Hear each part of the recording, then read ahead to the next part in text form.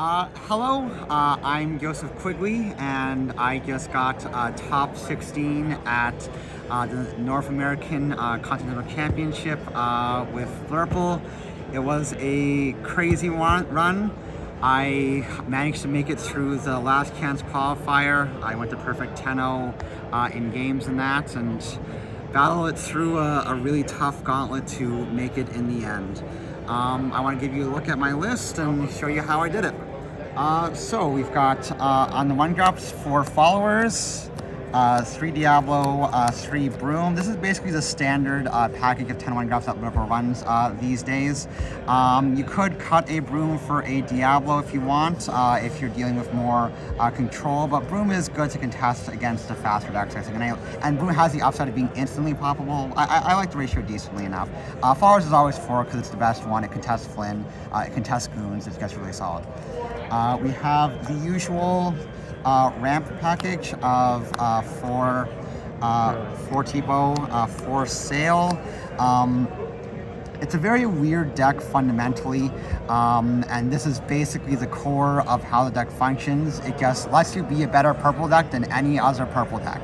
And with purple being such a good color, Blurple emerges as a very solid meta contender. I guess these cards, like you do it, get Genie on 3 on the play is crazy, and get yourself ahead of your opponent and just win from there. We have the Mims, 4 Snake, 4 Fox, pretty standard. You could in theory cut a Snake, but the power of bouncing stuff back is just too good. Fox is too crazy a card. We get to enough ink where we can do crazy Snake plays, it's really solid. For Crab, I don't think any of the purple list runs this many Crab, but because we don't have as much removal as other colors, we kind of need this to fight for board. And it's very sturdy, very helpful. It lets us control the board battles really well. Works for all of our weenies, our T-posts and stuff to beat up on steals and such. 4 Genies, core of the deck, dropping this on 3 is absolutely crazy. Best card in set 6, probably. Just an astonishingly powerful card that made this deck meta viable.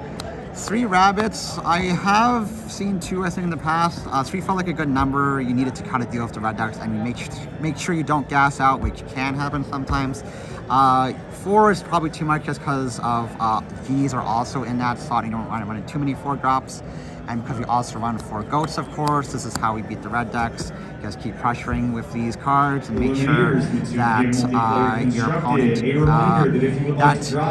keep bouncing Goats to win once you get to like 10 more or so, and you can beat red, blue, or red, purple. We've got 4 Friends as well. A lot of purple decks don't run as many of this. We still want it as a draw engine because we want to get to those big, heavy drops in the late game, and we need a draw to sustain that.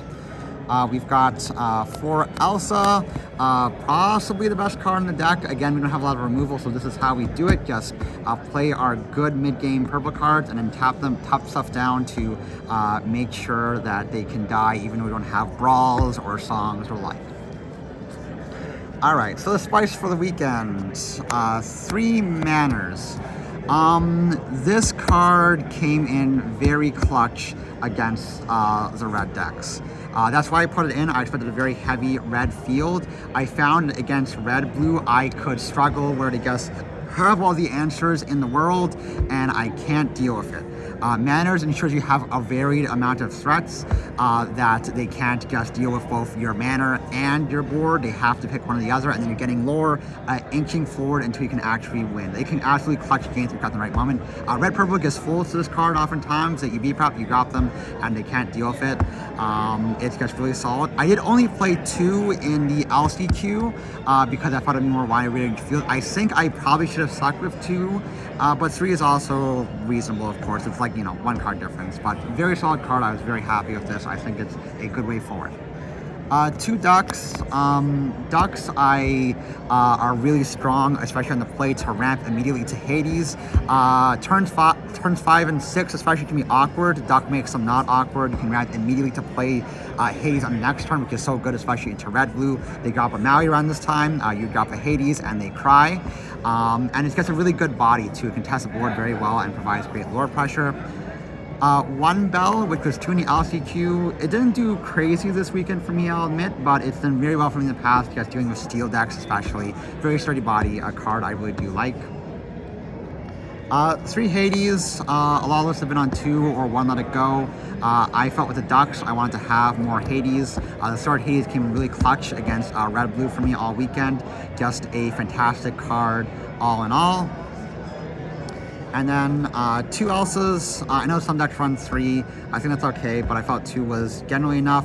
As an 8 cost and can be bricky, but she comes in so clutch, wins so many games, and I love getting to play her, bounce her, just do great. Shift her. I did shift her a decent amount this weekend. I beat Zan in 1 game by shifting Elsa to kill a Smee that had 2 damage in it basically, and Merfolk freezing it. It was like, it's just such a clutch card at times. And the 61st card, because I like 61, Finders Keepers. It's just an extra bit of gas into red decks, really. It's sold. You could cut it potentially. You could cut another card to go down to 60. I just didn't want to make a decision. I didn't want to cut it because it come in clutch, and it did at least on stream come in clutch for me. So it was really good. Wanted to give a few shout outs to my team. Enter. Constructed. That is time around. Please proceed to the round procedure. We're doing it live, folks. Sometimes that happens. Shout out to Enter the Battlefield and all my friends and folks down there. Thank you so much for the support this weekend. Shout out to Elias, who was with me through thick and thin this weekend. Really just had my back through this insane run. Really appreciate him so much. Shout out to the Lounge, the Secret Lorcana Testing Club.